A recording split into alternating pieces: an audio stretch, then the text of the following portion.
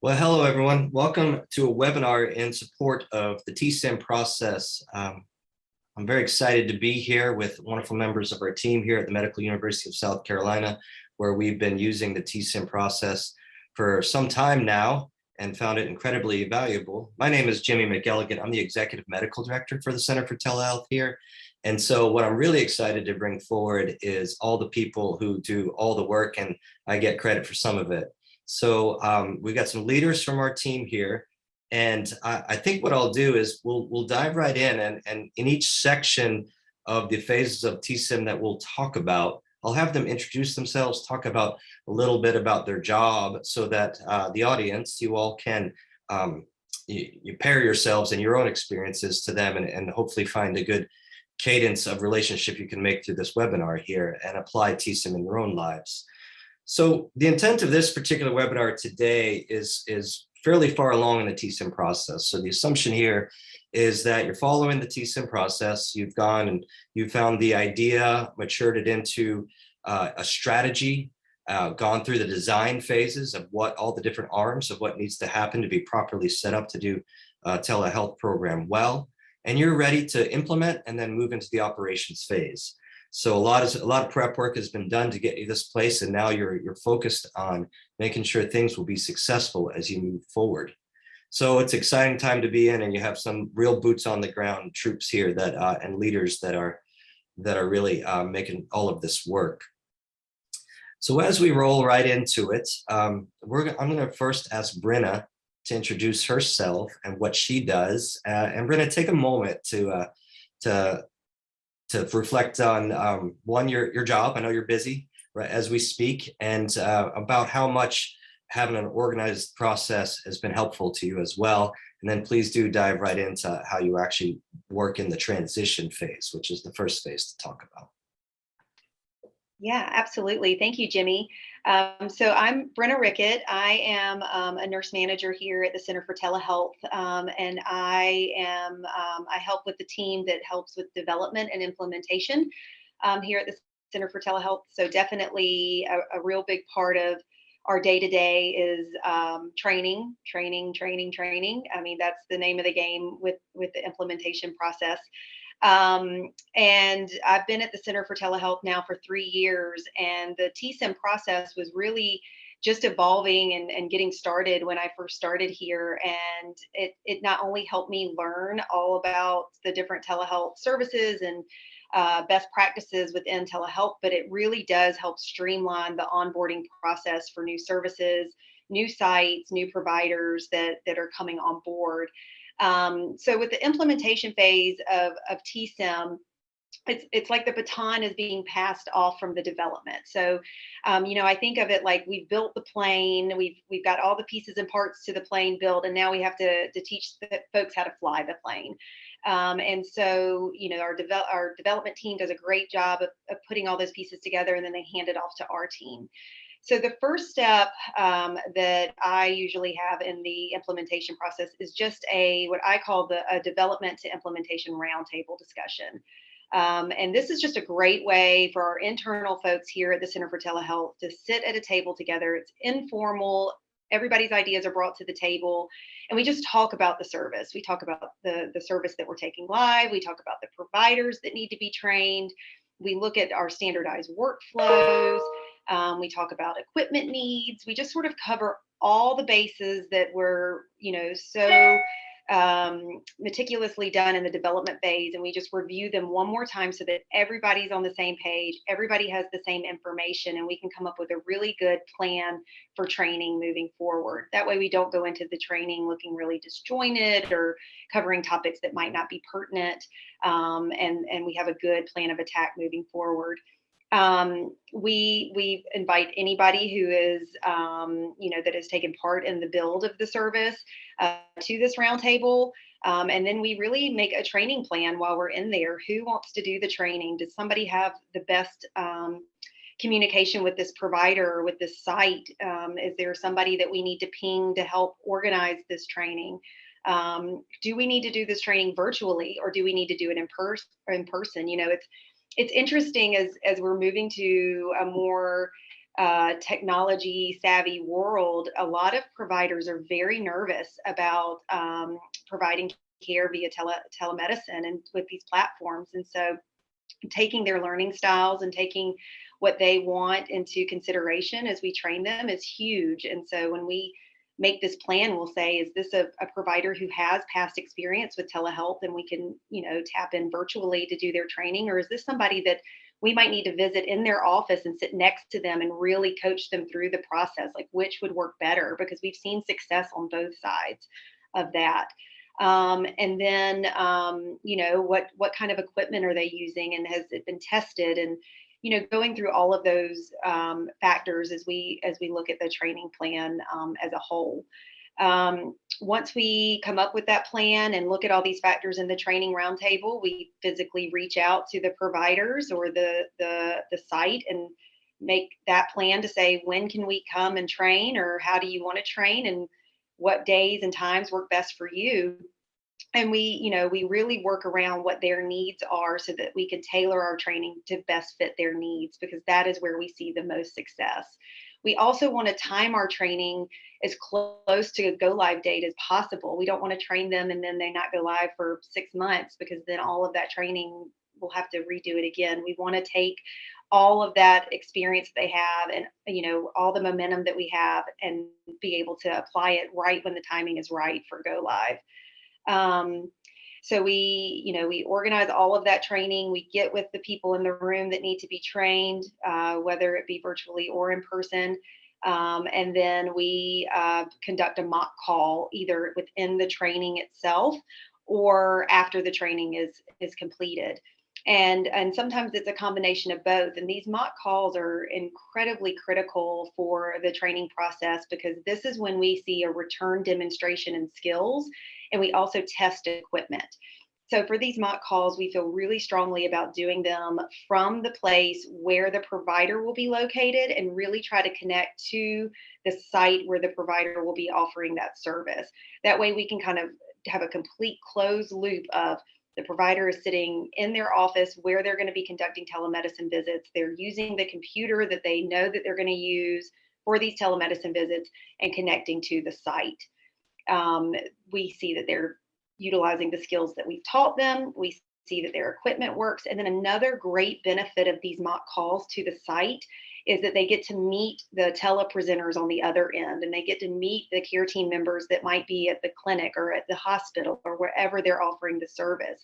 And then we can start to form that bond between them so that it's not as awkward when they first, log on for the first time and are meeting people that are offering the care to the patient. So it's really multifactorial on how important the mock calls are.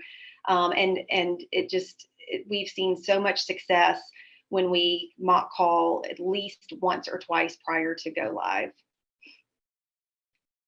So that's a lot of information. So I'm happy to answer any other questions. I'll pose just a couple for you, Brynn, if that's okay. Yeah. You're speaking in your experience using site-to-site connections, which we do a lot of, but during COVID, a lot of direct-to-consumer connections too, when you and your team certainly help with that as well.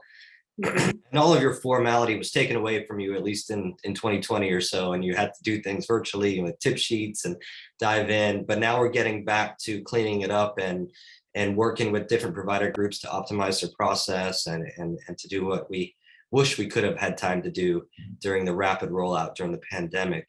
What lessons learned have you learned about? Can you reflect on about being there at the elbow with the providers versus not, perhaps, and since you've had to do both? Yeah, absolutely. I will say that since the pandemic has hit and we have had this massive shift to more remote virtual visits, providers are more engaged, and they really are more excited about doing these visits. And so I'm not having to track people down quite as much as I had to before. And a lot of providers already have equipment set up in their homes due to the fact that we've had to make this massive shift in the way we provide care. So from that aspect, the virtual training has been easier because I know that they have webcams and speakers, and they have the setup ready to go. But there's still that that factor of human touch and being able to put your hands on the equipment and being there to troubleshoot and being there to say, I'm here for you to help with any of your mock calls or your first visit, and just being that level of support. I think that both are incredibly valuable. But we definitely have seen that if I send a tip sheet out ahead of time, or maybe a training video before I go and train, I'm seeing a lot more engagement on the front end, to when I go into training, they're a little bit more prepared. And one more question, and then we'll transition for the sake of time. But I encourage all of our panelists to think of questions at the end as well for each other, because I know you all work intimately together. So with a lot of folks might imagine that once you go live, you're in operations, but the TSIM process is not set up that way. So at what points, after you've gone live and you've seen your first patients or so, at what point and how do you go about deciding if the implementation phase is okay and you're ready to move into operations? Yeah, that's a great question. Once, and I put this in my training when I train providers, to say, we don't train you. You see your first patient, we cut you loose. Like, you don't lose that level of support and the ongoing training and building of your program.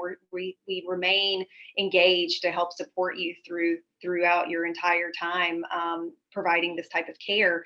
So what we usually do, we have found that once the provider sees about, I think our standard is about 5 patients, we schedule a debrief. And what we're implementing right now is actually trying to debrief 30 days, 60 days, and 90 days post go live, and trying to make sure that we capture at least 5 patients that we can audit their how they're scheduled, how the provider has dropped their bill. We've been working really closely with compliance about how the documentation looks. And we run a quick audit just to make sure that things are running smoothly from a documentation, compliance, billing standpoint. And then we also reach out to the provider and the site and say, how's your experience been? Have you had any problems? Can you think of any ways that you can optimize your program? Do you need any additional training or any additional support? And we get some providers that'll say, yeah, I want to switch my equipment, and I think that it would be better served this way. Can you mock call with me again? And we kind of do the continuous quality improvement from that standpoint. But yeah, making sure that they know that they're supported post go live is hugely helpful. Awesome. Thank you, Brenna. You're welcome. Let's move now into, so as you hopefully realizing, a lot goes into the prep, then a lot goes into the actual training, and then we stay, or the TSIM process indicates that you should stay involved until a certain cadence of volume is there, and a certain cadence of competency is there. You do these debriefs, you feel comfortable, and then you formally move into an operations place. And we have with us, Shay's going to introduce herself here and talk a little bit about what she does, what arm of telehealth she works in, and how she applies and goes about the different areas of making sure we're operationally successful. And in these domains, if you're following TSIM process, you'll see that we focus on customer success, technology management, and operational effectiveness. Shay's going to focus a bit here on customer success to begin with. So let you take it away, Shay. Yeah, thank you. So my name is Shay McLeod, and I'm also a nurse manager in the Center of Telehealth. And everything that Brenna just described kind of helps put everything into a nice package with the TSIM process and hand it off in such a way to the operations team. So I work really closely with a group of outreach coordinators that help to manage the programs at our hospital partner sites in the state of South Carolina. So we really rely on TSIM to help us sort of pull through the process all the way from development to implementation, and then sustaining in operations. So customer service as a whole is a really big emphasis for us. And I'm going to talk a little bit about that first pillar of customer engagement. So here we really focus on communication and accountability with our partner sites. It's so important for us to set the tone for collaboration and success with our sites. It's an expectation with both the operational telehealth coordinator group internally, as well as our partner sites, sort of as we're out the gate starting these relationships. Leadership and other key telehealth contacts are identified really early in our partnerships. And then from there, they're included in regular meetings to discuss current goals and future goals and sort of where they see themselves and with the telehealth services that have been implemented for them. These relationships, they vary from site to site. So we have some really large facilities that have dedicated players just for our telehealth partnership. And then we have some smaller sites where they have a lot of key stakeholders that wear many different hats. So we may be working with a CEO or a CNO. It just really depends on the resources that they have. But that relationship is really important between the coordinators and the key stakeholders at the site. So in the operations group, we tailor our relationships also based on the needs of the sites. So as we know here at MUSC, our hospital services really continues to rapidly grow. We currently include a variety of services. They range from emergent consults, which include things like acute strokes and peds critical care that we're able to offer to some of our partner sites. We also have consultative visits, which includes neurology, infectious disease, palliative care, and psychiatry. And then it goes on even further to rounding services with hospitalists, and we offer specialized care like tele-intensive care unit and also EEG interpretation. So we like to have a really wide plethora of services and then be able to tailor that to the needs of our specific sites. We grow our trust. This is fostered with the primary telehealth contacts, and we really encourage open communication to work toward individual site and service goals. We're frequently reaching out to our sites. This happens both directions. So sites are reaching out to us, we're checking in with them. Of course, this is happening in a variety of ways. So whether it's a traditional on-site visit where we're there sitting face-to-face, kind of talking about how services are going. We do a lot of communication through email. And then I even have some of my key stakeholders that will just shoot me a text message. So really we're offering communication in a variety of ways and able to just really be there to support our sites.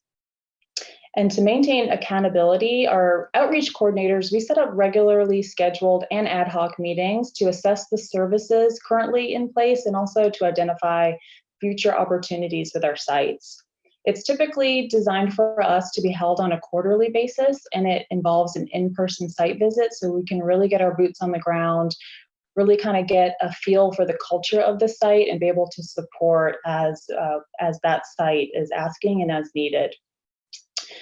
We accommodate any needs between these visits with that is either requested by the site, or if we are just kind of wanting to follow up on services, we're just really offering support in a variety of ways to be able to make sure that our services are successful.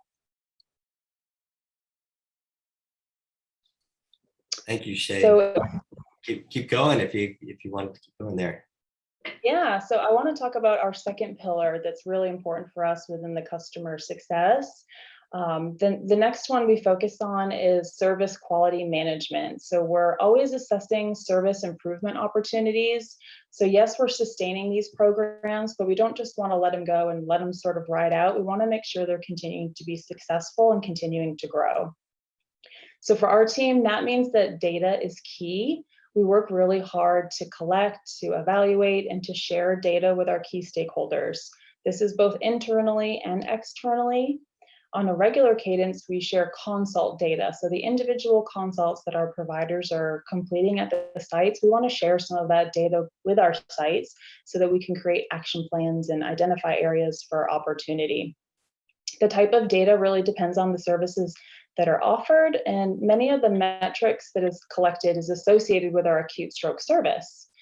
We collaborate with and identify for each unique site improvements in areas for opportunity. It's easy because we share a common goal, which is to provide high quality care for our patients. For our team, it's also really important to highlight and to recognize that achieving set goals. We share this with our team internally. We share this with other sites. We just don't want to shout, from the rooftops when people are making these plans in really achieving success. And then we also work to internally benchmark our care.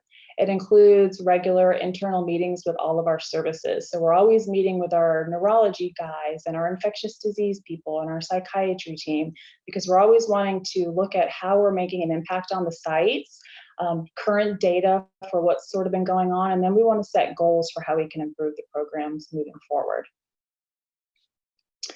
And then lastly, I'm going to talk a little bit about maintaining the proficiency. So service training is so important for our sites. Telehealth and healthcare in general really is continuing to change, and research and quality is helping to drive some of those iterations for workflow, for process, and for policy. The operations team works closely with both internal and external stakeholders to ensure that quality care is being delivered, and the accountability and communication that is established early in our relationship is key to setting that expectation. A great example of this and us having to train and sort of pivot is just the nursing staff that we work with in general. There's lots of variables for nurses. So this can include turnover, increased instances of travel nurses, and high volumes of onboarding for new staff. This helps us sort of identify, when we hear this about our sites, where we need to put in some extra support and continue to make sure that we're proficient in our training for using the telehealth platform and continuing to have successful consults and services. And then as we're identifying any of these changes, and sometimes this is identified from the site, they'll say, hey, I think it would work better if we did it this way. We'd love to hear that. We're really open to that kind of feedback and communication. And then we're working to improve our current workflow processes so that it works for the individual needs of the different types of sites and the different services that we offer. So being nimble in how we deliver training to our partners is really essential. Many factors, including availability of staff, time constraints for training, and site environment are taken into consideration. Specifically, in this current landscape, we've become really proficient in offering meaningful virtual support and training alongside with that really traditional on-site type of training. We face changes in sustaining programs, not as a challenge really, but as a way to continue to sort of pivot and offer a variety of training to all of our sites across the state of South Carolina. It's awesome. It's encapsulating so much work from a team of highly skilled individuals working with sites and stakeholders and providers. As the audience can probably tell, we're heavily involved in hospital type services, but it's applied generically across other types of services as well. This is just perhaps hospital partnerships are sometimes the most complex and need to go well. One thing I'll just say is, one thing I've been able to see is working with the diversity of providers and all the opinions that providers will have, but also sticking to standardized workflows. You mentioned having sort of a quality oversight as you go through. Maybe you can comment just a second on how do you, when you detect that maybe there's an area of improvement in an area, how do you go back and then bring that to the providers? And just, I'm sure the audience would be interested in see how you handle those kind of situations. Yeah, so that's a great point. We really rely on our sites to provide that type of feedback in real time, because it's one thing to say, hey, this is how it should be done, but it's another to say, well, that didn't really fit our bill. So when we find areas of opportunity for workflow process, for example, for our algorithm for the acute stroke consults, if we notice an opportunity to make a change, we sort of gather those key players together. So we're asking the folks at the site to give us details about how it could work better. And then we're also bringing in the providers, both at the site side and our tele providers, so that we can better understand what's really going on at the actual site during those consult processes. And then we use a team approach to create the best sort of workflow process and potential change to the process that's in place now. Thank you once again for everything. I will say what we'll pivot to here now is the other name. You heard a lot about services and humans in this particular, what Shay has been talking about. We're going to pivot to Michael now and talk about how to maintain that technical and efficiency as the sort of second domain of operational success that we work on. Michael, if you wouldn't mind introducing yourself and what you do for us here at the Medical University of South Carolina and how this fits into the TSIM process for you. Thank you, Jimmy. My name is Michael Hashgraph. I manage a telehealth technology team here at MUSC, and my team is largely responsible for the operational component of the technologies deployed in telehealth, whether they be site-to-site or direct-to-consumer. And those models are different for the team.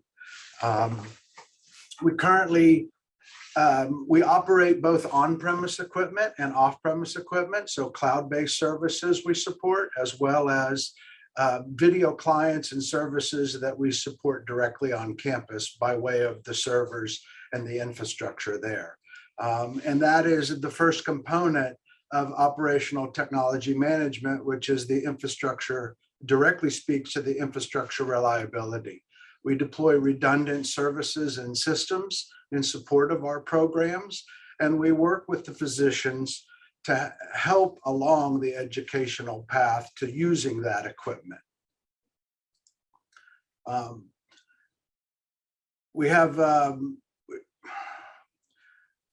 We've built networks and services that are designed using industry standards and best practices, and our goals are no downtime or 4 nines, which is equivalent to 52 minutes of downtime per year.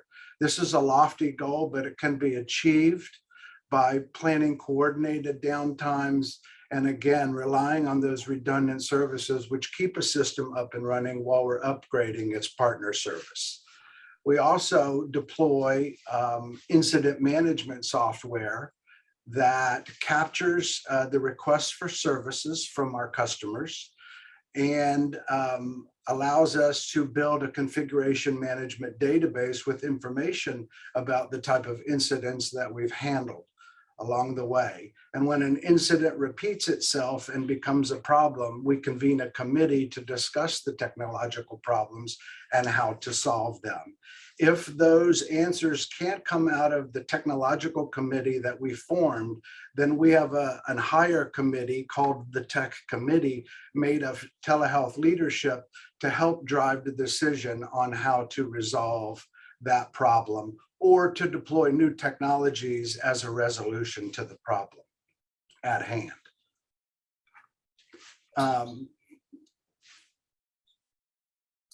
Michael, you're summarizing a lot of what you do on a daily basis and all these type of things. I thought, it might be helpful for the audience diving into it in this day and age, where there's so many different vendors going on and there's so much work within sort of we have even a solutions team that works with different elements and interfacing with Epic. Maybe you could comment on what it's like to be both technical support on premise and then work with a vendor, and how do you make sure that all your bases are covered so that the clinical operations are supported in real time during go live and just day to day as well. Sure. So working with cloud-based solutions offers my team the chance to educate themselves on the newer technologies that are available and to understand those technologies well enough to support our providers.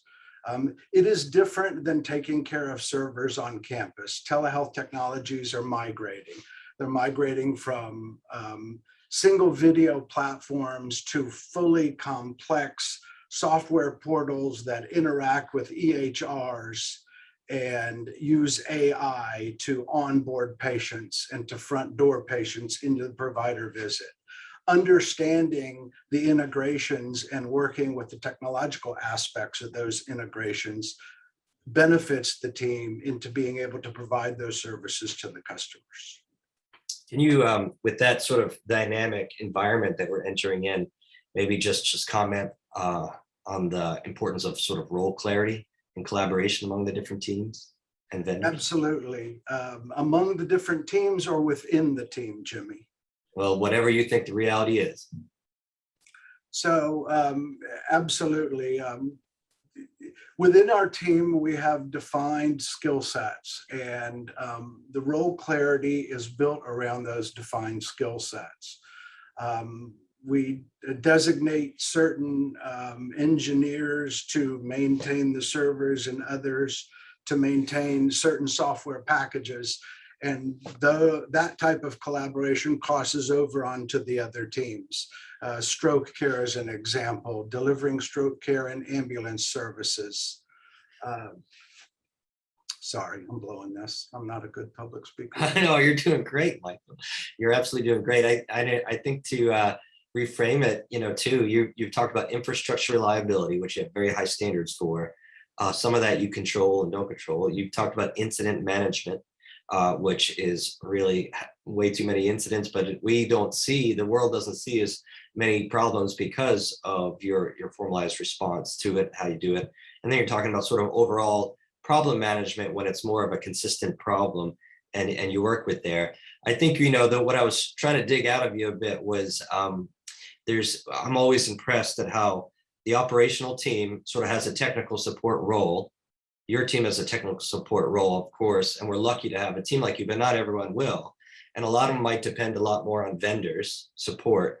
And so knowing when the problem happens, or if it's a consistent problem happens, who responds first, who takes ownership to do a process improvement initiative, and those kind of things. And I'll comment from my perspective, we all come together, right? When it comes to that point, but you're usually partnered right there with the vendor, who gets first call, and you have someone on call to dive in as well, and making sure that there's a single number for someone to call, those kind of things. I think all of that is behind the scenes for you, but many places might not have as mature infrastructure as we have, and routing of those kind of things. So I don't know if you have a follow-up comment on that or not, but that's what I was taking for there. Yeah, I do. Thank you for the clarity, Jimmy. The relationship with the vendor is very important, and the vendor needs to understand the type of service that you're delivering and the type of customer you're delivering it to. An example right now is we have a project going on where we're using a product that was mostly based for a security company. Cameras monitoring parking garages as an example, but we're using this product to monitor patients. So the level of need and of urgency under a technical incident is much greater than it would be for that security-based company monitoring a camera in a parking garage. And conveying that thought to that security company, which is traditionally a security company, conveying the idea that we're using your product in a different way, and we're using it for patients in this setting, and we need quick responses to our requests for service is important. Understanding the SLA that you have with that vendor. What does that service level agreement say? What is the response time? And what should you expect in terms of the type of response or the amount of resources deployed your way? And creating a good relationship with that vendor tends to lend itself to getting the services that you need and the results that you expect. And just spinning off that one more step, we found that different vendors provide different levels of data on their performance and on reliability and on metrics we can use on the clinical side to govern our process. You agree with that statement, that it's variable and important to get in front of that and understand what data you'll have access to and how you'll be able to use it? I absolutely agree to that, and to trying to level the playing field to make sure that your understanding of the support you're signing up for and you're delivering is the same understanding that your vendor has, because they're all different. The response times are different, the amount of resources are different, and conveying the urgency and the need for the resources is paramount when delivering telehealth programs and supporting patients in all different settings across the state, rural, urban, direct to consumer, or site to site. And lastly, I think, and Peter can be prepped for the next section here, as a transition, you mentioned we deploy some different committee structures and different work groups. Maybe just comment on the importance of working with the clinical teams and the sort of administration and operational support teams on the clinical side, and not siloing those domains too closely when telehealth's involved. Technical people sometimes are accused of being insensitive and a little rough around the edges. It's just the nature of the type of people that they are. And getting them close to their connected purpose is very, very important. If we can understand the pain points that our providers are going to, or the frustrations that our patients have, then we can deliver better service, and we can become better technical people as a result of that, because we're closer to the need. That's the fuel for my fire. I love the connect to purpose. I want to understand that when we deploy a technology that it's helping people, and I want to understand exactly how it's helping people. And if there's a problem with it, I need to understand how is that a problem impacting the service so we can make it right. Well, it's that fire that makes you such a good leader, Michael. I really appreciate it. Thank you, Jim. Peter, I'm going to transition to you here on the sort of third domain of when we're in operations, making sure that things are running well. And this is the big one, operational effectiveness. You got the humans, making sure that that process is going well. You got the technical side that Michael talked about, and work where we oversee the overall data and quality of the overall program effectiveness. Peter has a unique situation where he's our new director of operations. I'll let you introduce yourself, Peter. Well, you're new, so you haven't been helping develop this process over the years with us. So I'll just say, feel free to tell us how you really feel, because I think the audience would really like your perspective on how things have been to both, just in your day-to-day operations and in trying to adjust to what hopefully is a somewhat formalized process under the TSIM process. Thanks, Peter. Yeah, absolutely. Thanks for having me, being so new. So I'm Peter. I'm the Director of Operations and Nursing. And as Jimmy alluded to, I've been here about 4 months, recently transitioned from a nursing leadership role. And so the part that I'm focused on, the part that I focus my day-to-day operations on, is the operational effectiveness, the ongoing assessment of each of these programs. So that part just by itself is very natural for me, but it's hard to jump straight to the end and measure operational effectiveness without knowing and understanding how we as a Center for Telehealth are building and sustaining these complex services. So I'll be honest and tell you how I feel, which is that learning the TSIM process has helped flatten that learning curve for me, getting into this new environment so that I can understand how we're building and setting up and developing and implementing these services, so that when they are handed off to operations, I've already been involved, and now I can naturally and very easily pick up and keep running with it with a phenomenal team. I mean, just like you, Jimmy, there's a bunch of people that I get to work with that make me look good. And so moving on to operational effectiveness, it matches even the progression within measuring operational effectiveness. It matches my own maturity and understanding of these programs. So for example, when I first got here, I had 2 main questions. It was, what services do we offer, and are people using them? And that answers the basic first question, do people use our service? And so utilization, a single transfer of information using technology to treat a patient over distance. And so that is foundational, and we will always measure utilization. But as I matured in my understanding of each service, and as our services matured and grew from their initial go live, utilization becomes just a mild foundational but minor piece. And then you start asking questions. I started asking questions. Okay, people use the service, but do they like the service? Are we any good at providing this service? And for how long can we continue to provide this service? And so breaking those down into the operational effectiveness, we've developed metrics that we monitor and develop to answer those questions. And so the first one, do people like the service? We look at our customers, which there's 2 main customers, patients and providers. We are in the business of connecting the patient and the provider. And so both of them are customers. And so for our customers that we want to see improve patient care, we monitor the Net Promoter Score.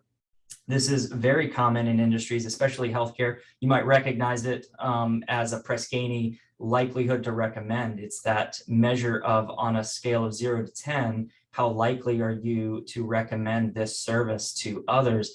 And without getting into the metric of a net promoter score and the definitions of it, the idea is that they become promoters of our service, and that positive word of mouth is truly sustaining for our offerings. And it requires less energy, less money to capture those additional patients, but also providers. And that moves us into the provider experience. We want to know, do our services enhance their clinical offerings? Is it valuable to them? Do they feel like they're taking better care of their patients? And so the way we measure net promoter score for both patients and providers is through an internal survey. We have a position that is dedicated, a wonderful person dedicated to sending these surveys out anonymously to our patients and to our providers, both the ones that we have offering services externally, and then far-end providers, the people requesting our consultations. And we're asking them, do they recommend the service? Does it enhance their clinical offering? And so those metrics are very important. Do people use it, but also do they like it? But we also want to know over time, are we any good at it? And so there's two ways to look at that. And I've, as I studied and learned TSIM, I've learned that we're not just in the business of replicating care over distance, we're in the business of improving care over distance. And so we're looking at improving the efficiency of care. The major metric that we use for that is the time to consult. And so an example for a basic example of time to consult is a far-end hospital. Patient comes in, the physician has a patient with suspected stroke. The physician calls our admit transfer center, they request the consult from our neurologist. The time it takes from our admit transfer center to send the page to the time that our neurologist connects via video to that patient, that is our response time, and that is a measure of efficiency. Currently a median of 5 minutes for stroke patients, but that's very basic. For our scheduled consultations within the hospitals across our state, we measure it in response times of a day. Our goal is to respond to that consult that is scheduled within 24 hours.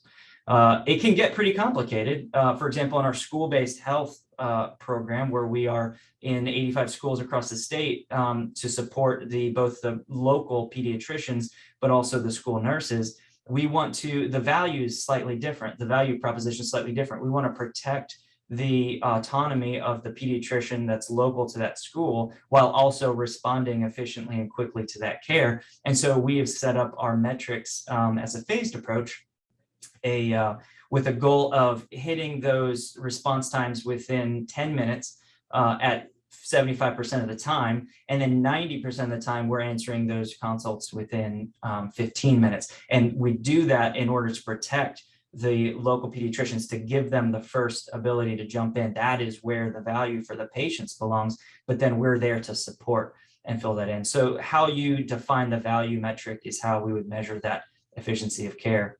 Also answering the question of, are we any good at this service, is the technical reliability that Michael was referring to. There's two major components to that tech reliability. It's the software component, the vendors that we use. Is it up and running? And so we measure the uptime, the amount of time available to us, which is 24/7, 365. But then the amount of time that is actually up and running should be, with what Michael said, within 4 nines, 99.99% of the time that software is up and running. That's a metric we get from our vendors, and it's easy for us to retrieve. A little bit harder, though, is the hardware technology. So we have 40 hospitals across the state, 80 primary care offices, 85 schools. We have hundreds of carts, hardware across the state that we have to measure the effectiveness and the reliability of. And so, as Michael was alluding to, that is very proactive. And the goal is to identify and resolve issues in between the consults, so that when the consult happens, it is a successful consult and that the technology is reliable. Similar metric, focusing on two different things. And then lastly, how long can we keep these services going? This is the elephant in the room. This is the one that I'm personally learning more about as I get into telehealth. The COVID has certainly relaxed a lot of the restrictions, has improved a lot of the payments. But the question mark remains is how do we keep this going after COVID? We've demonstrated and are demonstrating the value of these services, but there needs to be a clear financial metric, and that's not surprising. We do it differently for different services. I will say that. So typical direct revenue can come from cash payments. Our virtual urgent care offers cash payments for convenient care. Contractual services. So our hospitals that contract with us to have access to our neurologists is direct revenue comes back to us. The value to the hospital is they retain those patients. They can keep those patients close to home and demonstrate the value to serving their local communities. There's other more difficult ways to measure financial sustainability, but they might be indirect revenue, like improved length of stay or improved readmissions. One area we're currently investigating this is remote patient monitoring. By improving those key penalty metrics, usually we are able to improve those numbers. They're very valuable in bundled payments type models like that. And then we're working towards the overall value of these programs. It's very difficult to measure overall value. Sometimes you plow forward because you know it's the right thing to do, you know it's providing value, and then afterwards you measure the outcome. For example, our tele-ICU service is very costly, and as we jump into it, we're not quite sure what we can do, but we know through evidence and through data at prior hospitals, it improves mortality. That improved mortality with the overall investment put in by the hospital then can be calculated out as a metric of, for every dollar spent, here's how many lives are saved. And so there are ways to tie these value cases onto the investment. And so there's lots of ways to continue looking at sustainability transparently. That's one I'm still learning about, but they are there. And the goal is to tie that value case in as early to the TSIM process as possible, mostly into the strategy phase, so that it's very clear throughout what you'll be measuring, what we'll be measuring and focusing on after it goes live, to make sure we're not only reaching the goals of the program, but also doing so sustainably. Thank you, Peter. So much in that, and I think as folks dive into these, there's a lot of places to go for telehealth outcomes. There's the National Quality Forum. There's a number of ways of going about it. There's a lot of research aspects. I hope folks see when they dive into using the TSIM process that Peter described sort of these solid domains that cover your bases of being operationally effective. And within that, get above and beyond your utilization is your patient experience, your provider experience, your quality, your reliability, and then your sustainability. You can't get away from reminding yourself what you're trying to do in your value proposition and stay close to that. So I think it can be daunting, but you cover these bases and you've got an operationally effective program we've discovered over time. And as Peter's alluding to, a lot of these are works in progress. I don't know, Peter, you might comment, just coming in fresh saying, these are things we should have metrics in all these domains, but we don't always. They've either fallen off or we identified them, but we didn't actually go get the data. And I know part of your work right now is bird dogging, making sure that we have that data. It's okay to lift the hood a little bit and share, like, what's it been like to try to work with data and try to get these things lined up? Yeah, that's a great question. And it's hard. Like you said, it's hard.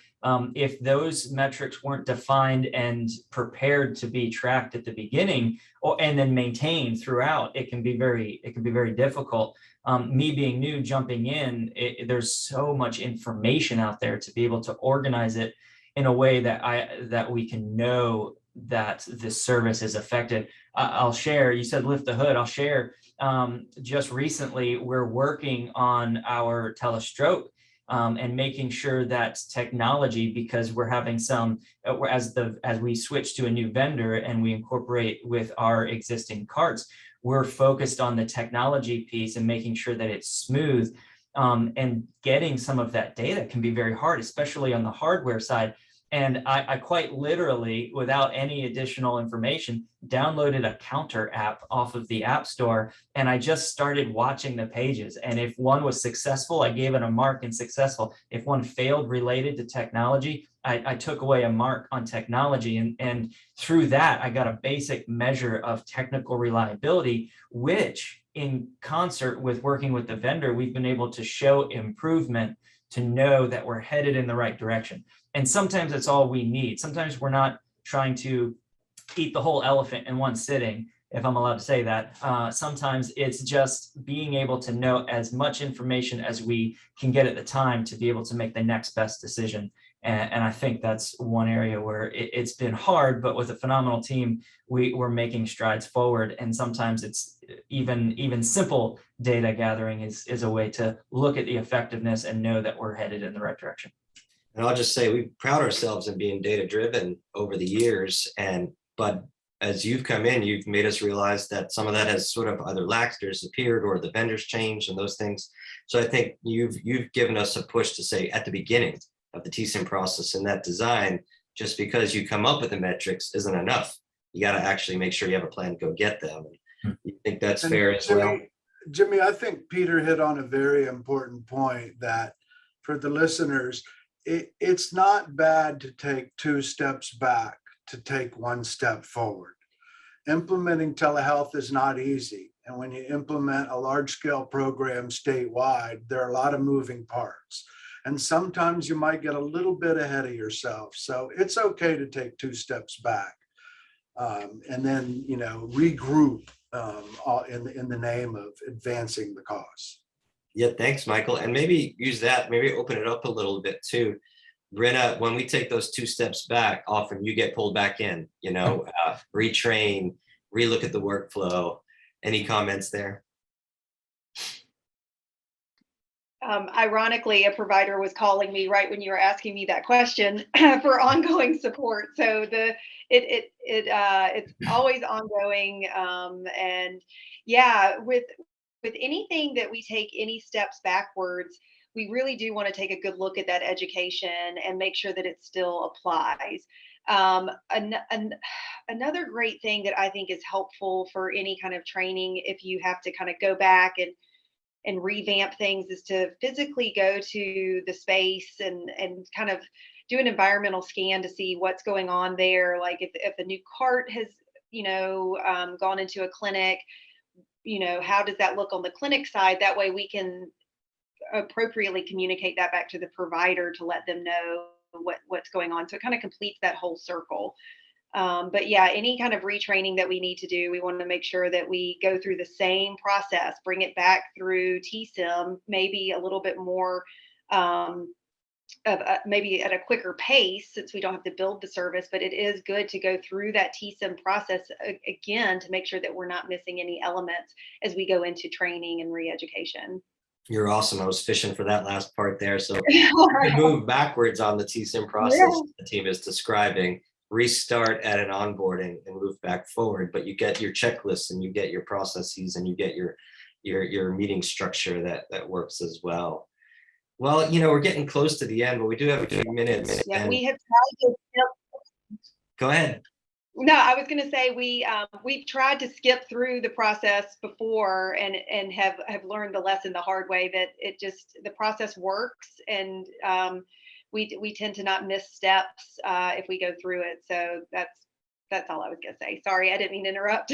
Oh no, please interrupt. The team's used to interrupting me. They know it's invaluable to stop me. So, but I don't know, maybe give it a chance for anyone else to chime in about questions for your peers. I know you all work together all the time in this domain, but it's important, I think, if you have any other questions or comments about each other's work. Any thoughts from the group?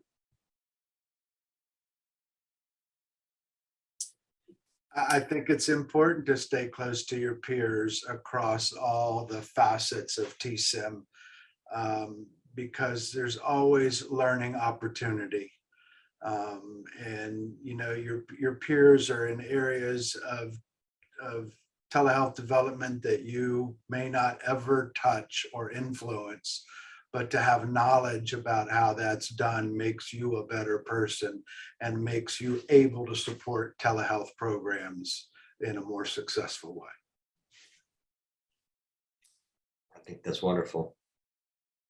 Any other thoughts in the group? Well, we thank everyone's for attention. You know, this is real sort of boots on the ground information from leaders of our teams that have put these things in place. I'll tell you, over the years, all of these folks did these jobs, but they weren't always as aligned and structured as much as possible. I think whether you have a small shop or a big shop, whether you have a luxury of resources or not, the processes are the most important thing. Looking at both the humans and the technology, making sure that you can go back and forth when you're going well, and keep charging forward for ever more operational effectiveness. But when things need attention, you can do that. And so it's always nice to have a backbone. And I think that's why we came to this type of process. So I think we'll call it a day for that and let the team get back to work. But I do appreciate everyone. Thank you all for taking the time out to share.